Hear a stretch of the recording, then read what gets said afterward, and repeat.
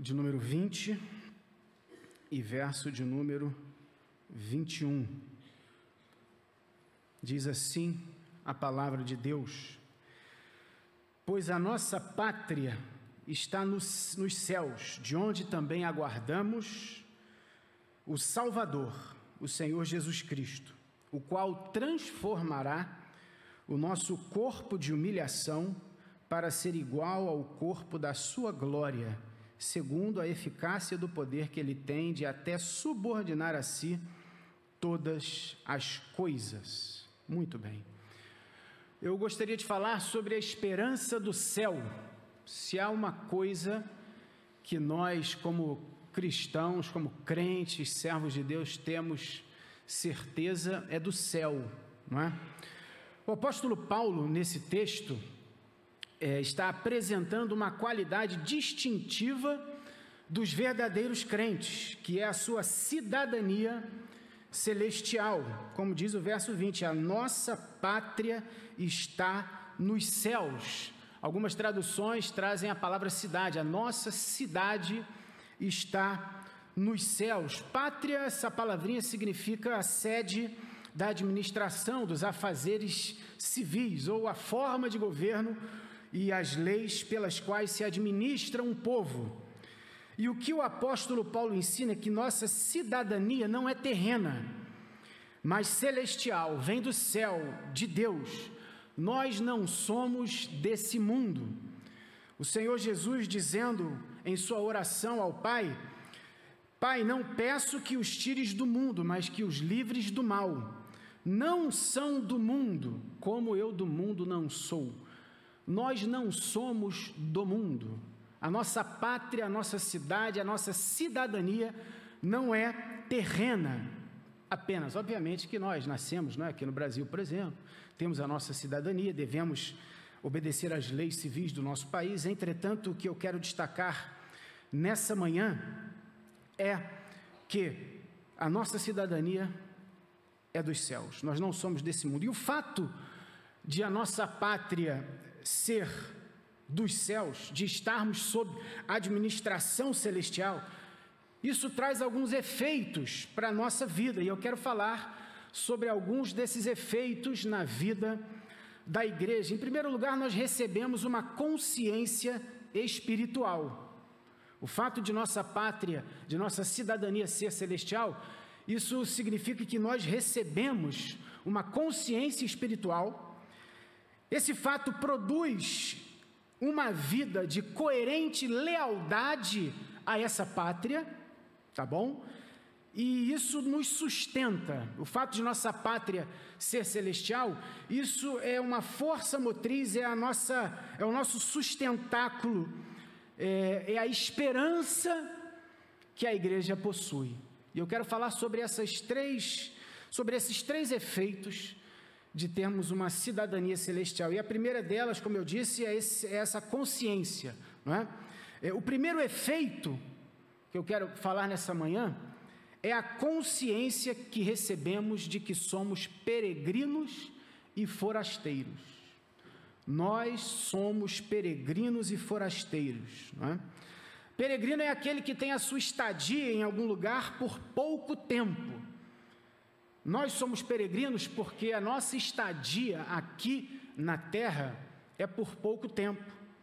Forasteiro é aquela pessoa estranha para os nativos, não é? Pessoa que vem de um país estrangeiro. E pensando aqui para nós, né, nos crentes, o crente é um ser estranho no mundo. Tem crente que é estranho porque é chato, né? Mas o fato é que nós somos estranhos para essa terra, não é? Próprio Pedro, escrevendo, 1 Pedro 1,17, ele fala sobre o nosso comportamento, sobre o nosso procedimento, não é? Andai em temor durante o tempo da vossa peregrinação. Então, a nossa peregrinação aqui tem um tempo determinado por Deus. E ele também diz: amado, vos peço a vocês como peregrinos e forasteiros, que vos abstenhais das concupiscências, dos desejos da carne, que combatem contra a alma. Então Pedro está dizendo que nós, como peregrinos e forasteiros, pelo fato de sermos peregrinos e forasteiros, precisamos nos abster de viver segundo os desejos da nossa carne, segundo os desejos do nosso coração. Precisamos viver de acordo com a nossa pátria, de acordo com a nossa cidadania, a sede do nosso governo, de onde vêm as leis que regem a vida da gente, é dos céus, e é totalmente, a maneira como nós vivemos e nos portamos nesse mundo é totalmente diferente daqueles que não são cidadãos celestiais. E perceba aqui um forte contraste, capítulo 3, no qual nós estamos, verso 19, dá uma olhadinha, diz assim, olhe para a sua Bíblia: o destino deles é a perdição, o Deus deles é o ventre, a glória deles está na sua infâmia, visto que só se preocupam com as coisas terrenas. Enquanto o cidadão celestial se preocupa, pensa, a palavrinha preocupar aqui é pensar, enquanto nós pensamos nas coisas celestiais, aqueles que não têm a sua pátria nos céus, que ainda não receberam a Jesus no seu coração, que ainda não se renderam ao Senhor, ainda não servem a Deus, a mente dessas pessoas está voltada para essa terra, só pensam nas coisas da terra. Eles não conhecem as coisas espirituais, as pessoas não têm entendimento, não têm um vislumbre daquilo que transcende ao natural. Para eles a vida acontece apenas do céu para baixo, não tem perspectiva da eternidade. O homem natural, diz o apóstolo Paulo, ele não compreende as coisas do Espírito, porque essas coisas, as coisas de Deus, parecem loucura para essas pessoas. Mas nós, diz o apóstolo Paulo nesse mesmo texto, 1 Coríntios capítulo 2, nós temos a mente de Cristo. O crente pensa nas coisas terrenas também. Como é bom pensar nas coisas terrenas, como é bom pensar na nossa família, na nossa casa, no nosso trabalho, na nossa igreja, nas refeições que temos, né? Sempre as coisas assim, que a gente nos nossos encontros tem, né? Comida é uma coisa terrena, é uma coisa física. Eu não sei se vai ter comida no céu, acredito que, não sei, não é? Não é? Mas olha só a mente terrena, né? Eu penso muito em comida, terrível. A mente terrena, um desejo carnal da minha carne, né? Desejo do meu coração.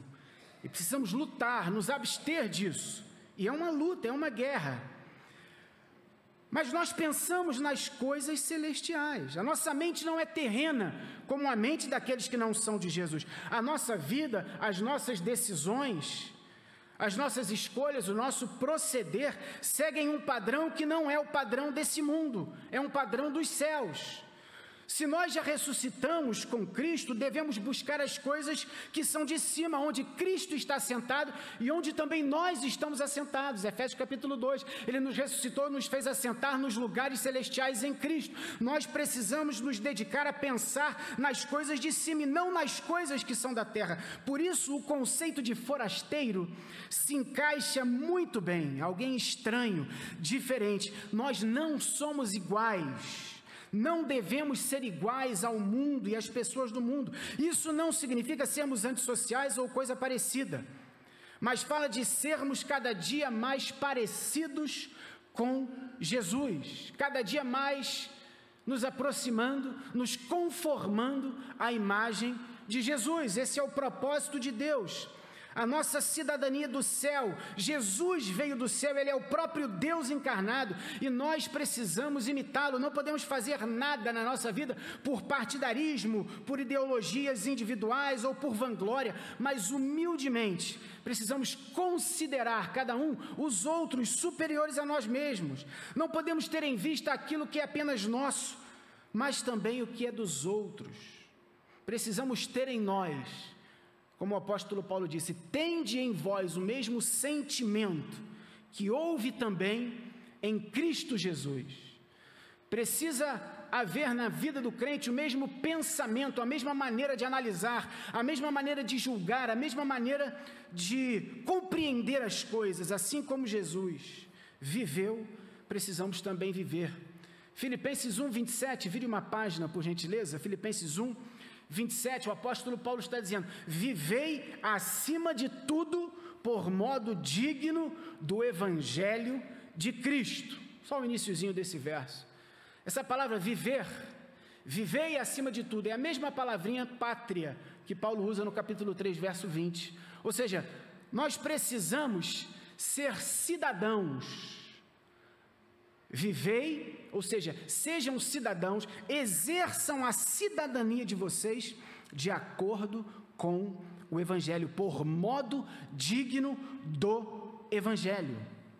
Precisamos honrar a nossa pátria terrena, precisamos viver de modo digno, no tocante às coisas relacionadas a essa terra, às leis que regem as nossas relações. Entretanto, respeitando e nos submetendo à nossa pátria celestial, nós seremos exímios cidadãos terrenos, não é? Muitos estrangeiros moravam em Filipos, para essa cidade onde Paulo escreve essa carta, e apesar de serem estrangeiros, eles tinham um título de cidadãos romanos, porque Filipos era uma colônia de Roma, e muitos deles, se não todos, exerciam e gozavam com prazer desse status de cidadão romano. Paulo está dizendo que os crentes devem se orgulhar da sua cidadania celestial e vivê-la em sua plenitude. Muitas pessoas se orgulham do seu status terreno, do seu status social, do seu status referente às coisas dessa terra. Mas o que o apóstolo Paulo está chamando a atenção é que nós devemos nos orgulhar, amar, desejar, viver de acordo com os padrões da nossa pátria celestial. Entretanto, alguns podem se orgulhar mais de Roma do que dos céus. Muitos cristãos podem estar tão ligados e seduzidos e arraigados e presos a essa vida, a essa terra, que Paulo sentiu necessidade, julgou importante alertá-los. E aqui vem um alerta para nós como igreja, como crentes, como cidadãos dos céus. Como nós temos vivido? Como pessoas do mundo ou como pessoas dos céus? Crentes parecidos com pessoas mundanas, usando o mesmo linguajar, usando roupas indecentes, egoístas, com os mesmos pensamentos, com os mesmos comportamentos. Como nós temos vivido? Como cidadãos desse mundo? A Bíblia diz que nós devemos ser como astros, brilhando como luzeiros no mundo, no meio de uma geração corrompida e perversa, diz o apóstolo Paulo. Nós precisamos brilhar, fazer a diferença. A nossa pátria é dos céus, e Jesus se entregou, Gálatas capítulo 1, versículo 4, se você quiser olhar. Jesus se entregou a si mesmo pelos nossos pecados, para nos desarraigar deste mundo perverso, segundo a vontade do nosso Deus e Pai. Jesus morreu pelos nossos pecados, para nos desarraigar desse mundo perverso. Isso acontecerá por ocasião da sua vinda, mas dia a dia Deus pode ir e deve ir trabalhando, está trabalhando no coração dos seus filhos, para que eles estejam cada vez menos ligados, presos, obcecados com as coisas referentes a essa terra, a esse mundo. O segundo efeito de sermos cidadãos dos céus, o primeiro é de que nós temos essa consciência de que somos peregrinos e forasteiros, não somos daqui. O segundo efeito de termos uma pátria nos céus, de sermos cidadãos dos céus, é que somos leais ao Senhor que está sobre nós. Nós somos leais a Deus. Versículo 20, 3:20, Filipenses. Nossa pátria está nos céus, de onde também aguardamos o Salvador, o Senhor Jesus Cristo. Se somos forasteiros e peregrinos, o que fazemos enquanto estamos aqui? Servimos com lealdade ao Senhor Jesus, Ele é Senhor. E há diferença entre fidelidade e lealdade. Nós devemos ser fiéis a Deus, mas também leais a Deus. Fidelidade pode falar da letra, da forma, da maneira como nós cumprimos alguma coisa. E lealdade fala de vida, fala de verdade, fala de coração. É possível eu ser fiel à minha esposa e não ser leal a ela. Eu posso não traí-la, mas eu posso viver para mim, viver para os meus prazeres. Não estou traindo ela, estou sendo fiel ao compromisso de não traí-la. Mas o meu coração pode estar longe dela, meu coração pode estar em outra pessoa. Precisamos ser fiéis a Deus, mas precisamos também ter lealdade ao Senhor Jesus, que virá dos céus. De onde Ele virá está a nossa pátria. O que Paulo está dizendo é que a vida de um crente verdadeiro é coerente, condizente com a condição de cidadão dos céus. Ele é um bom cidadão dos céus e, consequentemente, será um bom cidadão terreno, sendo leal à nossa pátria celestial. Veja novamente o forte contraste, versículo 3, verso 19. O destino deles é a perdição, o Deus deles é o ventre, e a glória deles está na sua infâmia, visto que só se preocupam com as coisas terrenas. O Deus deles é o ventre, a barriga deles. Havia a ideia, a concepção de que a sede dos sentimentos e das emoções e da razão era no intestino, era no estômago. Por isso que fala, o Deus deles é o ventre. Ou seja, o que Paulo está dizendo é que pessoas que não têm a sua pátria nos céus, eles são leais a eles mesmos, são fiéis a eles mesmos. O Deus deles é o ventre, ou seja, essa é a pior forma de se viver em sociedade: egoísmo e individualismo. A minha vontade, o meu coração é o meu Deus, eu sou o meu Deus. Eles eram seus próprios deuses, seus próprios senhores. Mas se a nossa pátria está nos céus, nós temos um Senhor acima de nós. Nós não vivemos de acordo com os nossos apetites, de acordo com os nossos desejos, de acordo com a nossa vontade. Você não tem que fazer o que você quer, o que você acha certo. Nós precisamos viver de acordo com a vontade de Deus. Ele nos deu vida justamente porque estávamos mortos em nossos delitos e pecados, nos quais todos andaram outrora, segundo o curso deste mundo. As pessoas que não têm a sua pátria nos céus andam segundo o curso do mundo, segundo, ou seja, de acordo com o príncipe da potestade do ar, que agora atua nos filhos da desobediência, e andavam segundo os seus pensamentos e desejos, fazendo a vontade da carne. E éramos todos, por natureza, filhos da ira, merecedores da ira, porque vivíamos de acordo com a nossa vontade, com o nosso desejo. O nosso ventre era o nosso Deus, a gente fazia aquilo que o nosso apetite, que o nosso desejo, que a nossa vontade determinava. Mas nós, como cidadãos dos céus, temos uma pátria, temos um Senhor sobre a nossa vida, e nós precisamos andar segundo Ele. Por isso o apóstolo Paulo, em Filipenses capítulo 2, olha aí, vire uma página, 2, verso 13 e 14, o apóstolo Paulo dizendo assim: amados meus, como sempre obedecestes na minha presença, muito mais agora na minha ausência, desenvolvei a vossa salvação com temor e tremor, porque Deus é quem opera em vós, tanto o querer quanto o efetuar. Irmão, Deus é que opera na sua vida o querer, e Ele que opera o efetuar. Deus é que age na nossa vida. E minha pergunta é: Deus tem agido na sua vida? Você sente, você percebe no seu coração, nos seus sentimentos, nas suas emoções, mas também na sua prática, no seu proceder, no seu comportamento e nas suas relações. Você tem percebido que é Deus que está operando a sua vida, conduzindo a sua vida? Ou você vive de acordo com aquilo que o seu ventre determina, o seu coração determina? O Evangelho é um chamado a vivermos para Deus e não para nós mesmos.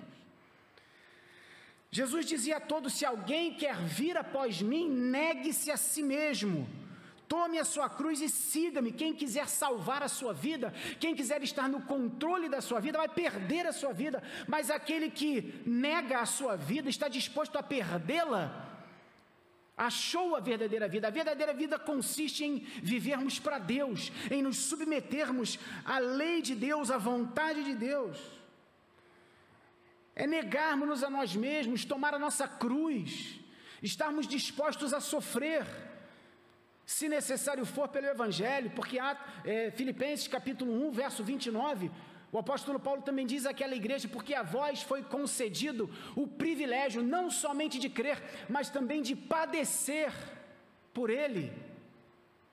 Precisamos nos desarraigar desse mundo, dessa terra, dessas filosofias terrenas e terreais, dessas teologias da prosperidade, onde dizem que o homem aqui vai ser uma turbina de saúde, vai ser totalmente isento de mazelas e de sofrimentos.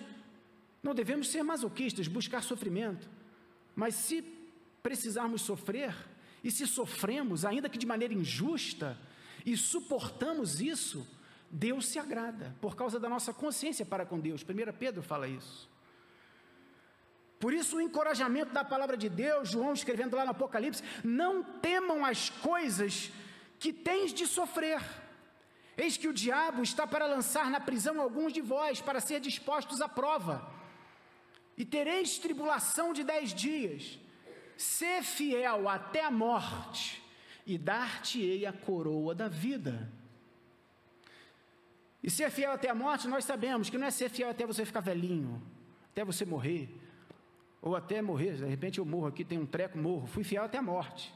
Não fala de longevidade, fala de periculosidade. Seja fiel mesmo mediante perigo de morte. Mantenha-se firme. Paulo tinha essa consciência: eu ainda não alcancei, não que eu já tenha recebido ou obtido a perfeição, mas prossigo para conquistar aquilo para o que também foi conquistado por Jesus. Você já foi conquistado por Jesus? Seu coração já é terra dele? Ou ainda tem uma bandeira sua aí no seu coração? Jesus já conquistou você? Paulo prossegue para conquistar aquilo para o qual ele foi conquistado. E é interessante a força que Paulo emprega nesse texto. Prossigo, verbinho dioko, perseguir. Imagine você, uma família, um homem, sua mulher e seus filhos, vivendo numa região inóspita, em meio à floresta, neve, e sua família não tem nada dentro de casa, e aquele homem precisa sair para caçar. Ele leva as suas ferramentas, seu arco e flecha, ele entra a floresta adentro, perseguindo uma presa, um animal, para caçá-lo e levá-lo para sua casa. Ele não desiste, ele usa toda a sua sabedoria, toda a sua técnica, toda a sua sutileza para se aproximar sem ser notado. Olha como ele precisa se concentrar nessa tarefa, porque se ele for mal sucedido, sua família morre de fome. Ele precisa se aproximar com cautela, segurar a respiração, estar contra o vento para o animal não sentir o seu cheiro, mirar e acertar e abater aquele animal para poder ter o que dar de comer à sua família. É isso que significa esse verbo prosseguir. Não é continuar vivendo, não. Vamos prosseguindo aí, vamos levando. Eu prossigo para conquistar aquilo para o qual também fui conquistado. Empregue força, determinação na sua vida cristã. Sua pátria não é daqui. Às vezes nos dedicamos tanto às coisas dessa terra, às vezes nos dedicamos tanto às coisas desse mundo, em detrimento, não é que seja errado, mas em detrimento das questões celestiais. O que estamos fazendo aqui? Estamos nos preparando para quê? Uma pergunta bem teológica para os irmãos. O que nós estamos fazendo aqui? Somos peregrinos e forasteiros. O que a gente está fazendo aqui? O que a gente está aguardando? Alguém pode me ajudar?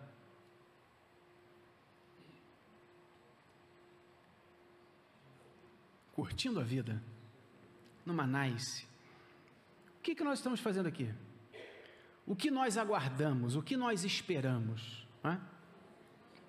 É o que? Fala alto para mim. A volta de Jesus. O apóstolo Paulo, escrevendo aos Coríntios, 2 Coríntios 11, 2, ele diz assim: eu tenho um zelo por vós, um zelo que vem de Deus, porque vos tenho preparado para vos apresentar como uma virgem pura a um só marido, a saber, Cristo. Isso para mim é a figura perfeita, é o retrato perfeito da igreja.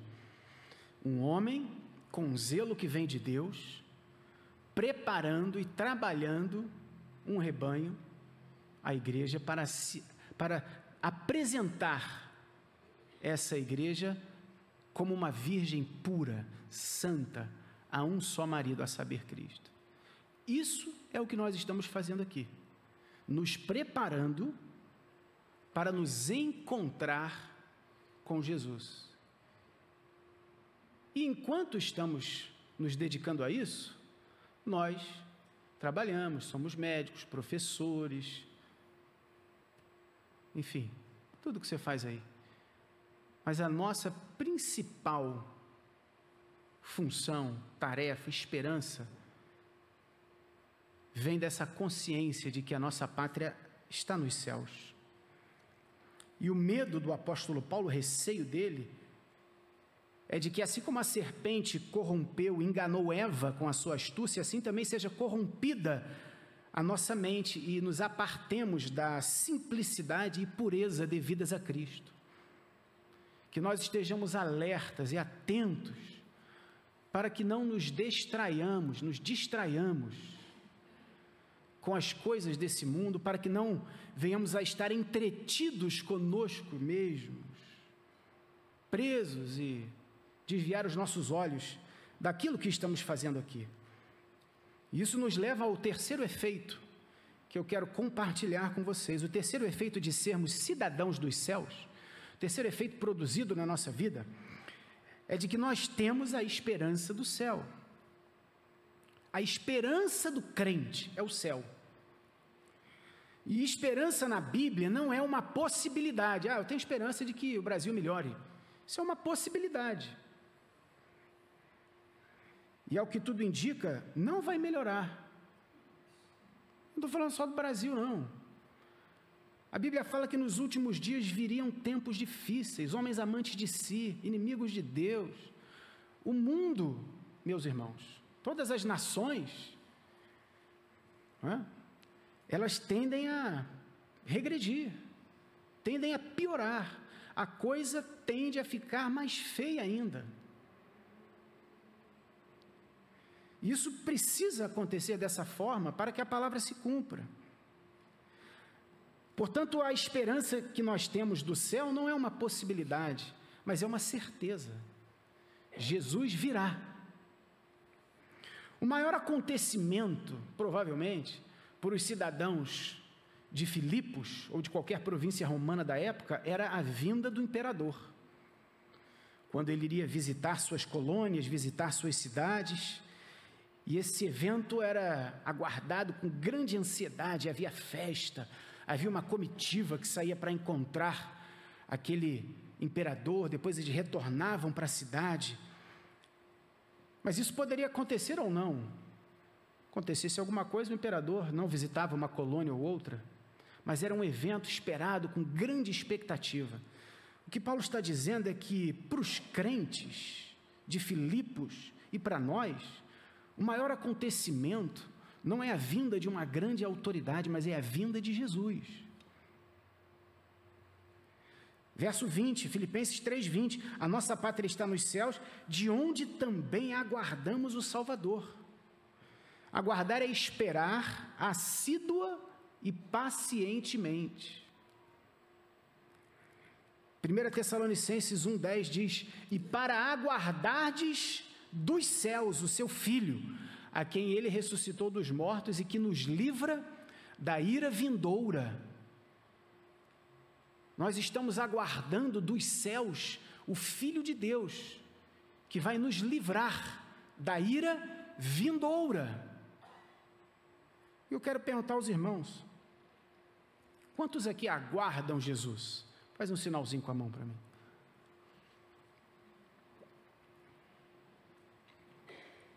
Outra pergunta, responda para você. Você aguarda? Eu também aguardo. Minha segunda pergunta, você deseja isso? Você deseja que Jesus volte de verdade? Ou quanto mais demorar melhor, porque eu tenho muitos planos, muitos afazeres? Quem é fluminense já pode ir feliz, né? Não é? Pastor Renato, tadinho, vai esperar muito, né? Que ele é Bangu.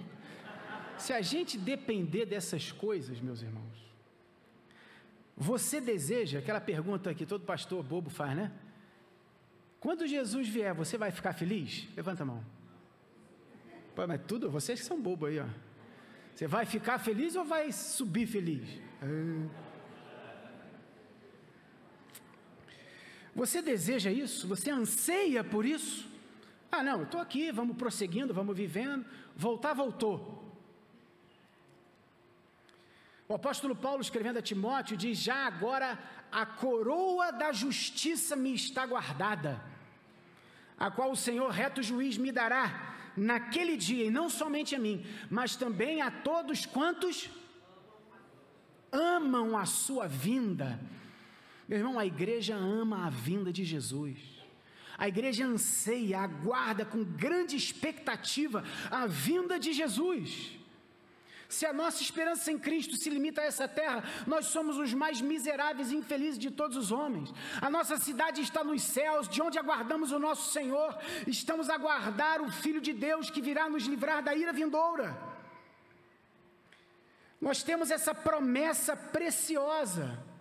Se você quiser abrir João capítulo 14, chegue lá e olhe para a sua Bíblia, João capítulo 14, a partir do 2, essa promessa maravilhosa, extraordinária, o Senhor Jesus dizendo: na casa de meu Pai há muitas moradas, se não fosse assim eu teria dito a vocês, vou preparar-vos lugar, e quando for e vos preparar lugar, voltarei outra vez, e vos tomarei, e vos receberei para mim mesmo, para que onde eu estou, estejais vós também, e vocês sabem o caminho. E lá no 6, Jesus diz o caminho: eu sou o caminho, a verdade e a vida, ninguém vem ao Pai senão por mim. Ou seja, Jesus está preparando o lugar para nós. Jesus está na casa do Pai, preparando o lugar. Onde Jesus está? No céu. Ele habita pela fé em nosso coração, o Espírito de Deus. Deus Pai e Deus Filho habitam em nós através do Espírito Santo. Mas Jesus, ele foi levado aos céus, está sentado à direita de Deus e também intercede por nós. Ele está no céu, na casa do Pai, preparando morada. Para quem? Para quem? Para os salvos, para a igreja. Ele está no céu preparando lugar para os salvos. E o que ele prometeu? Que quando terminasse ele faria o quê? Voltasse para nos levar a esse lugar que ele está preparando, para que onde ele está, estejamos nós também. E onde ele estará por ocasião da sua vinda? No céu. E ele vem para nos levar até ele, nos receberia para ele, nos tomaria para ele. 1 Tessalonicenses 4, se você quiser ir lá também, estamos falando sobre a esperança do céu. 1 Tessalonicenses 4, de 15 a 17, o apóstolo Paulo diz: ora, vos declaramos isso por palavra do Senhor, isto nós, os vivos, os que ficarmos até a vinda do Senhor. Perceba que interessante, nós os vivos, que estivermos vivos por ocasião da vinda. O apóstolo Paulo aguardava a vinda do Senhor nos seus dias. Nós os vivos que estivermos vivos, a esperança, a expectativa, o desejo do cristão é de que Jesus venha.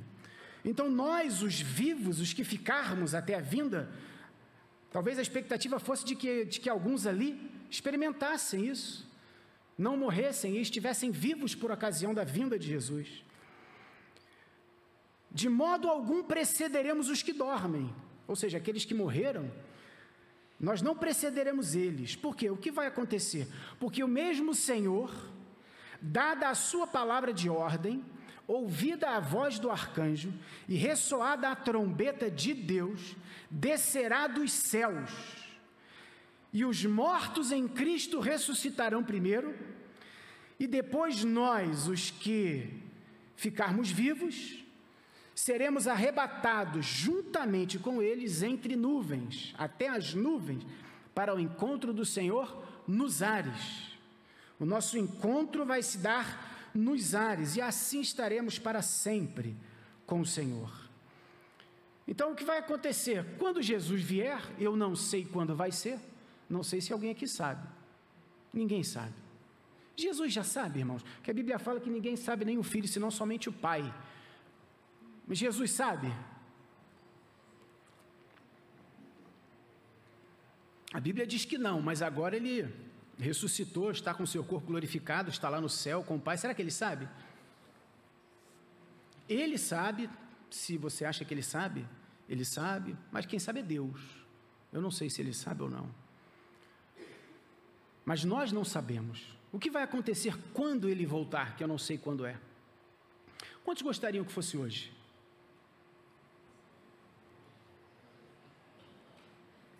Eu gostaria muito que Jesus viesse hoje. Ah, pastor, que insensível, quanta pessoa aí que precisa ouvir de Jesus. Por isso estamos pregando, por isso estamos anunciando, mas ele vai voltar.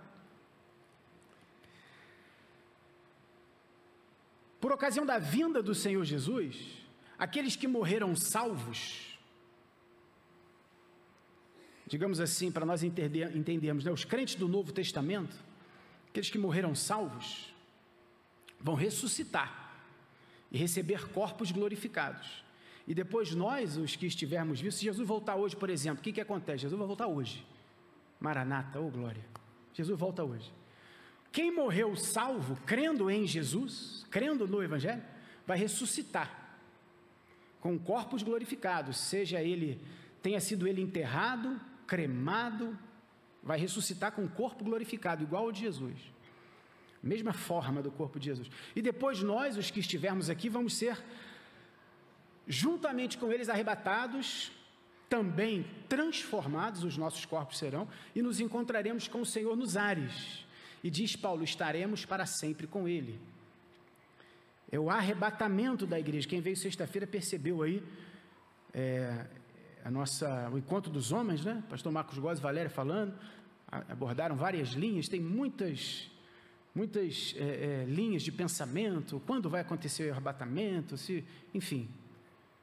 O fato é que vai acontecer, e quando acontecer, é assim que isso se dará. O arrebatamento a palavrinha, né, harpazo, é pegar, tomar para si, levar com força, agarrar, arrebatar. É isso que vai acontecer. Os mortos vão ressuscitar e depois nós seremos transformados e seremos agarrados, levados para os céus. Agora, como vai acontecer isso? Vai ser um arrebatamento secreto? Sim ou não? Sim ou não? Quem acha que vai ser um arrebatamento secreto? Faz assim para eu ver. E quem acha que não vai ser secreto? Irmãos, a Bíblia não fala que o arrebatamento é secreto, não. Eu não sei de onde as pessoas tiram que o arrebatamento vai ser secreto. Como se Jesus voltou, os crentes vão sumir, vai ficar só a roupinha no chão lá e o crente subiu. É que teve um filme, né, Deixados para Trás, Left Behind, que fez isso dessa forma. A gente vê isso em filmes. Mas o que vai ser instantâneo, imediato, não é um arrebatamento. Eu não sei como nós seremos arrebatados. Elias foi arrebatado, Eliseu viu. Jesus foi arrebatado, foi levado aos céus e seus discípulos viram. Eu não sei como vai ser o nosso arrebatamento. Mas a Bíblia não diz nada de que vai ser secreto.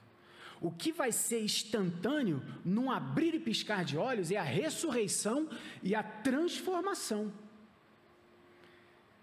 1 Coríntios capítulo 15, 51 e 53, eis que vos digo um mistério, nem todos dormiremos, ou seja, nem todo mundo vai morrer, porque se Jesus voltar hoje, a gente não vai morrer, a gente vai ser arrebatado, mas os mortos, eles vão ressuscitar.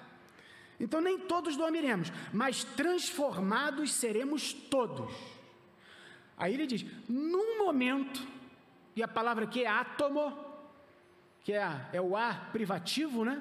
E a palavra tomos, de tomografia, né? de partes, de divisão, ou seja, num momento indivisível, numa fração de tempo indivisível, o que vai acontecer? Num momento, num átomo, num abrir e fechar de olhos, quando ressoar a trombeta, o que vai acontecer num átomo, instantaneamente? Os mortos ressuscitarão, incorruptíveis, já vão ressuscitar com corpos glorificados.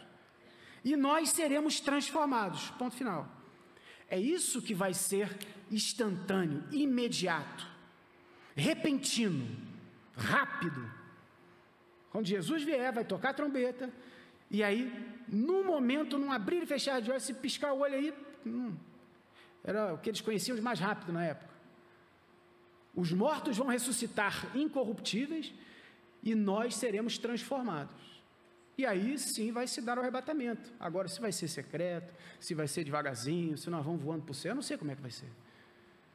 Eu sei que, no verso 21 do capítulo 3 que nós lemos, ele transformará, Filipenses 3, 21, o nosso corpo humilhado. Né?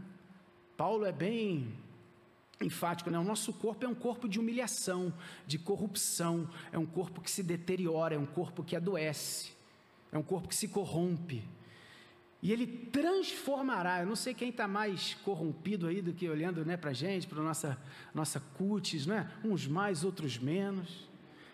Isso é natural do ser humano, a gente vai envelhecendo, a gente vai ficando fraco, a gente, né, é o corpo da nossa fraqueza, ele é semeado em fraqueza, em astenia, em cansaço, e é ressuscitado em glória, diz o apóstolo Paulo.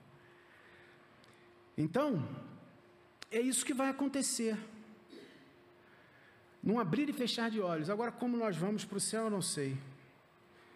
A ressurreição dos que morreram em Cristo e a transformação dos que estiverem vivos vai se cumprir. E depois disso, nós estaremos para sempre com o Senhor. Eu quero estar para sempre com o Senhor. Por isso o apóstolo Paulo diz, olha, enquanto nós estamos neste tabernáculo terrestre, nós gememos e ansiamos ser revestidos da nossa habitação celestial. Por isso preferimos deixar este corpo para habitar com o Senhor. Preferimos deixar este corpo para habitar com o Senhor. Essa era o dualismo, né, digamos assim, do apóstolo Paulo.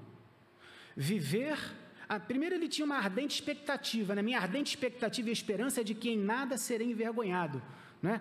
Tanto pela vida quanto pela morte, Cristo será engrandecido no meu corpo. E aí ele continua dizendo, viver para mim é Cristo, morrer é o quê? Morrer é lucro, irmão. Não tenha medo da morte. Eu tenho medo do sofrimento, de ter um acidente, acontecer alguma coisa, ficar, né? Isso aí ninguém gosta de sofrer. Mas a morte para o crente é a glória. A morte é lucro, a morte é ganho. E essa consciência celestial que recebemos por termos essa pátria dos céus, dá isso para nós. Encararmos a morte como algo que a gente prefere, não que a gente queira morrer, mas porque a gente quer ser revestido da nossa habitação celestial. Por isso preferimos antes deixar o corpo. O que é deixar o corpo, irmão? Morrer, para habitar com o Senhor. Viver é Cristo, morrer é lucro. Ora, entretanto, estou dividido, de um e outro lado estou constrangido, tendo o desejo de partir e estar com Cristo, o que é incomparavelmente melhor. O apóstolo Paulo tem o desejo de partir para estar com Cristo. Isso é incomparavelmente melhor. E quando a gente morre, a gente não vai ficar dormindo esperando a ressurreição. Se alguém salvo morre hoje, ele não fica dormindo até acontecer a ressurreição e o arrebatamento, não. Paulo prefere deixar este corpo para quê? Para habitar com o Senhor. Não é? Prefiro partir e estar com Cristo. A gente parte para quê? Para estar com Cristo. Nós não cremos na doutrina do sono da alma, onde o crente fica dormindo até os próximos eventos escatológicos acontecerem, não. Nós vamos estar conscientes, desfrutando da presença de Deus. Essa é a esperança do crente. E quando eu digo esperança, essa é a certeza do crente. E a pergunta que fica para nós é: como temos vivido, haja vista termos esta esperança? Como você que me ouve pela internet aí tem vivido como um cidadão celestial, honrado ao seu Senhor, à sua pátria, e você vive com essa expectativa no seu coração? Porque isso é que nos ajuda nos momentos de dificuldade. Quando passamos por lutas, por dificuldades, por problemas, por enfermidades, por crises, por calamidades, o que nos sustenta não é saber que amanhã ou depois pode melhorar, porque pode ser que não melhore. O que nos sustenta não é a esperança de que alguma coisa boa vai acontecer na minha vida. O que me sustenta, o que traz força e firmeza para o cristão, é saber que os sofrimentos da presente era não hão de se comparar com a glória que em nós há de ser revelada. Por isso Paulo disse: eu estou bem certo de que tudo isso que acontece aqui não se compara. Por isso o apóstolo Paulo pôde dizer e chamar as suas tribulações de leves e momentâneas. Por isso não desfalecemos. Quantos cristãos desfalecidos, sem esperança, sem vigor, sem alegria, sem beleza de vida. Você olha para a pessoa, aquela cara triste, sofrida, aquela cara amargurada, raiz de amargura no coração. Nós somos o povo do céu, aguardamos com ansiedade, com grande expectativa. Não desfaleça, meu irmão, ainda que o nosso corpo exterior se corrompa. Contudo, diz Paulo, o nosso homem interior se renova de dia em dia, porque a nossa leve e momentânea tribulação produz para nós um eterno peso de glória, acima de qualquer comparação. Tudo que o apóstolo Paulo passou, e não foi pouca coisa, nem se compara com o que nós passamos. Tudo isso, diz ele, é leve e momentâneo. É leve comparado ao peso de glória que experimentaremos, e é momentâneo porque, comparado à eternidade, isso aqui passa rápido. O que traz esperança para nós, o que nos dá firmeza, o que nos ajuda a continuar caminhando, crendo, evangelizando, pregando o evangelho, tendo uma vida de santidade, uma vida de comunhão, uma vida de serviço à igreja e às pessoas, é a certeza de que nós não somos daqui. Por isso, diz ele, não atentamos para as coisas que vemos, mas para as que não vemos, porque aquilo que a gente vê é passageiro, é temporário, mas o que a gente não vê é eterno. Por isso, querido irmão, fixe seu olhar na eternidade, no céu, e o meu desejo é que Deus trabalhe no nosso coração como igreja e nos dê esse vislumbre, esse desejo, esse anseio pelo céu. Não somos daqui, somos peregrinos, somos forasteiros. A minha pergunta é: quando Jesus vier buscar a igreja, ou quando você morrer, a minha pergunta é: você vai para qual pátria? A celestial ou a infernal? Você vai para o céu ou você vai para o inferno? Só esses dois caminhos. Aguardamos dos céus o seu Filho, que nos livra da ira vindoura. Você está vivendo a vida baseado no... O seu ventre é o seu Deus, você é o seu Deus, o seu Senhor. Você vive por si mesmo. Você vive de acordo com a sua vontade, fazendo o que você acha certo. Não, eu estou no controle da minha vida, deixa comigo. Se você não tem o Senhor sobre a sua vida, se a sua pátria não está lá nos céus, é preciso se arrepender, crer em Jesus e se submeter e exercer a sua cidadania celestial. Nós vamos cantar ao Senhor. chamar os nossos irmãos e convidar você que deseja viver isso, deseja experimentar isso. Talvez você sinta, ou melhor, não sinta esse desejo, essa expectativa, o anseio pela vinda de Cristo. Talvez você não tenha isso, não experimente isso. Peça a Deus que trabalhe no seu coração, né? Eu queria convidar você que ouviu essa palavra e quer realmente, né, exercer sua cidadania celestial com a mentalidade de forasteiro e peregrino, ansiando e aguardando a vinda de Jesus. Se você está aguardando a Jesus e quer que Ele venha, eu queria convidar você a ficar de pé. Nós vamos cantar e depois estaremos orando ao Senhor.